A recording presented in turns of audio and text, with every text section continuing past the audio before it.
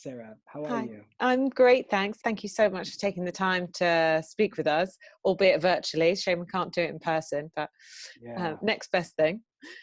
So congratulations on this really incredible film. Maybe for people who aren't already familiar with the story, could you give us a brief introduction in your own words of what Mogul Mowgli is all about? Yeah, it follows a British Asian rapper by the name of Zed, who is at the cusp of breaking out. And he falls ill, and the only people there to take care of him are his parents that he's been trying to run away from. And that's the kind of the basis of it. And while he's in the hospital, he's then chased after by a weird ghost-like character. And I understand this is the product of, not just working with Riz Ahmed as an actor, but also, he's there as producer and as co-writer. So how did this collaboration between the two of you come about? And how did you come up with this very specific story? Yeah, so much of the story is based on our lives. So I'd say that the character of Zed is an amalgamation of both of us. So I think if you were to take, the ball of anxiety that I am and sort of the energy that Riz has, then you get a person like Zed out in the world. And so I think we wanted to really build something from the ground that we hadn't seen before, but felt very close to our experience of growing up. And I think another thing that we also realized was that we had tried different versions of this film earlier on, but they always felt a bit weird. They didn't feel right. And I think it was Riz that kind of pushed. He was like, let's just take the masks off and let's just be real. Like, where are we right now? What are our insecurities? And I think when we started to mine our own insecurities, then we started to get to something that was quite deep and something that we can both connect to. And, Riz Ahmed is really emerging as one of the finest actors of his generation, I think. And, I love how much, obviously, both of you have brought like, such personal stories to this, but in him as an actor and his side, the side of himself as a musician, as a rap artist, he's brought all that to the table. So what was it like working with him? And what do you think that makes him stand out so much as an actor? What's crazy is you kind of underestimate your friends sometimes of what they can bring. And because we just become friends, it was really hard for me to see him as anything but that. And and he always surprised me in ways that I was like, I forget like what he can bring and who he is. So I think in some ways I feel like he's just getting started. Like there's this element of it's like this is just the beginning of something that we both are starting to do together with one another. And I'm excited to see where he's going to go from here and what more personal work he does and how him and I collaborate. Like I feel like this is just like really we're just scratching the surface, it feels like for me. And it does really unpick lots of different elements through the story. I mean, it kind of starts off as one thing, it kind of morphs into something else. But there seems to be some central questions there about identity, about Britishness, this question, the constant question of where are you really from, that it comes back to. So what were some of the themes, if you like, that you wanted to unpick and explore? Yeah, I think that the problem is with the film, if there's anything, it's like we just were so thematically drawn to things, but I think what we wanted to make sure is that we can anchor it in a human truth that all of us can connect to. And that's really the question of what do I leave behind, right? Like who am like what is like what am I leaving? Like what is my legacy? And that's sort of the question that, I have young children and I always wonder when I look at them, it's like, man, what am I leaving for them? And then there's this question of it's not like, how you'll be remembered, but it really is what are you going to pass on?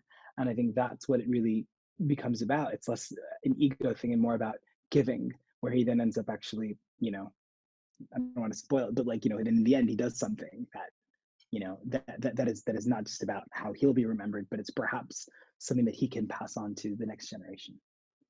And it does traverse these different places and different issues, and like delving into the partition of India. It's got that kind of historical backdrop that's thrown in there.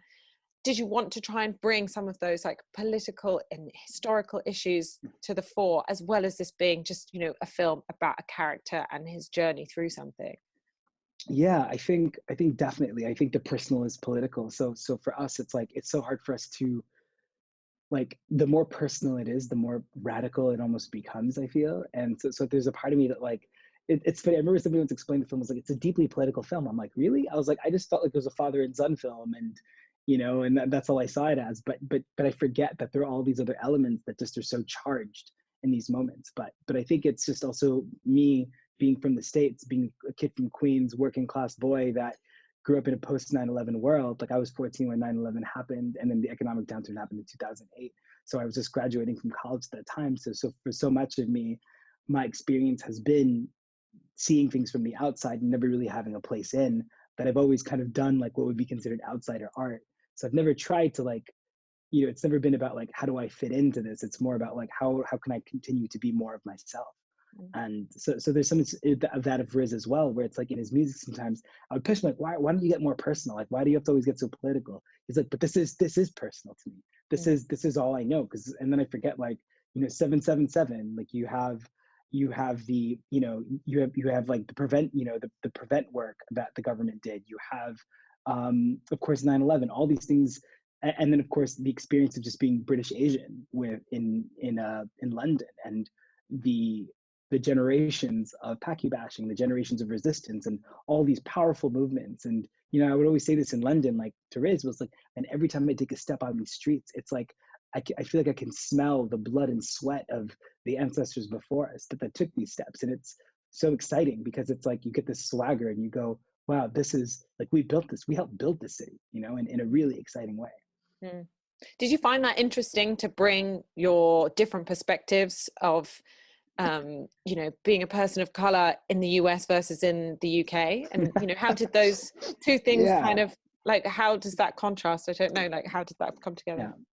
Yeah, I think like particularly seeing hip hop as a Black art, like here in the States, we know it as a Black art, and it's never questioned. And not say that's ever questioned in Britain, but I felt in order for this film to exist, there needs to be a point where a Black artist questions Riz, right? I feel like that to me was quite central and quite important, because there is an element of appropriation that is happening. And not to say it's good or bad or it shouldn't happen, but it needs to be talked about. And I think so much of actors that are people of color in the States, the way we make it here is we usually perform an element of Blackness that then helps us come into the fore, right? And that's something that, like, I think is important for us to acknowledge in the work that we're doing. And particularly me being from the States, like I felt like I had to do that because, like, I grew up with hip hop. I grew up with Black music as inspiring me and giving me a sense of confidence. But I have to make sure that I'm also paying respect and knowing that that's where it comes from. Mm. And thinking about the context that this film is being released into, obviously there's issues there that are ongoing, but thinking of Black Lives Matter movement, really sort of so very recent, and all the conversations that sparked about identity, about culture. How do you feel that the film plays out, thinking of all that's been going on, and the dialogue that's been opened up since?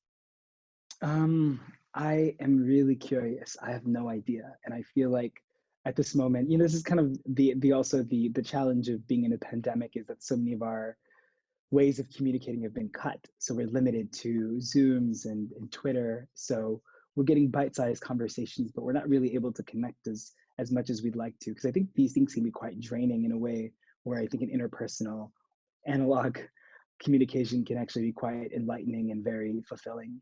So I do hope that people are able to see the film and have conversations around it. I think it's it's something that I'm praying happens as it makes its release, its landing in London. And I think one of the conversations that really came out of that movement was about who tells stories, and the stories that we're exposed to. So do you feel like there's progress in that respect, and that we are getting different people on screen, different people telling stories, or do you still think there's a way to go? And especially London Film Festival feels like a good platform where we do get a diversity of voices, but that's not something you maybe always see at the highest levels of kind of like cinema. Yeah, and I think it's getting there, but I think it's also because we're in such an exciting time where you have, like, even in our film, like, we didn't realize this till like right before, while we were in the edit, but like everyone in the film is brown, like everyone's South Asian. But we have Nabhan Rizwan, who is in The Informer, who is a phenomenal actor. He's also in the upcoming HBO BBC show Industry. He's a phenomenal actor, incredible. Anjana Vasan, who is also a juggernaut singer-songwriter, someone brilliant, and she played Vasim. You have Hussein Manower, who plays his cousin, and he's in a few scenes and he's hilarious. And he's like a poet, a spoken word artist, and he cares about mental health issues on Instagram. There's just so many exciting people that are out there right now that I feel like, and this is just like this film, right? And I'm not even talking about the elders that are in the film. I feel like everyone brings such like a richness, a cultural richness, um, and I feel like it's just that now there's so many of these people in London that they can't ignore it. You know, that there's an element that they've, you know, that it's been ignored in the past. But I also think that what's exciting is to see that, you know, the more diversity we also have in the gatekeepers, in the creative executives, and at the higher ups of the BBCs and all that, I think we can make a big difference. And also, this really hats off to people like Eva Yates, who was really, I think, one of the main commissioners of this film. She was the one that really believed in this as this idea and really pushed it forward. And she's someone that's really championed a lot of voices of diversity. And she's a phenomenal, phenomenal person to work with. We're so blessed to have her on our team. All right, fantastic. I think I'm out of time, but thank you so much for sharing all that with me. And Sarah. best of luck with the film here at London Film Festival. And congratulations again on making such an authentic and brilliant film. Oh, thank you, Sarah. That really means a lot. Thank you for saying that. Thanks a lot. Cheers. Have a good night. Yeah, you too.